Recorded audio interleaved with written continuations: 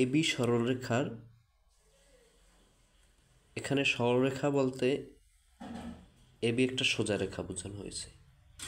এর just middle point অর্থাৎ মধ্যবিন্দুতে M একটা বিন্দু, এবং এই বিন্দুতে ও বিন্দু থেকে সোজা একটা রেখা টানলে এটাকে লম্ব বলা হয়। তাহলে বলতে পারি যে এ বি এই যে সোজা রেখাটার উপরে ওএন যে লম্বা রেখাটা পড়ছে এইটাকে বলা হয় লম্ব।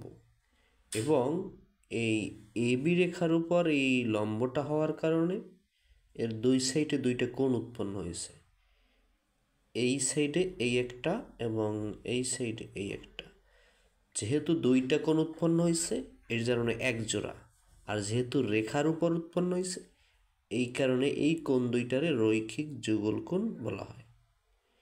এবি একটা রেখার উপরে যেহেতু দুইটা কোণ উৎপন্ন হয়েছে এই কারণে রেখার উপর হওয়ানে রৈখিক এবং দুইটা হওয়ার কারণে যুগল মানে জোড়া, এই কারণে একে বলা হয় রৈখিক যুগল কোণ।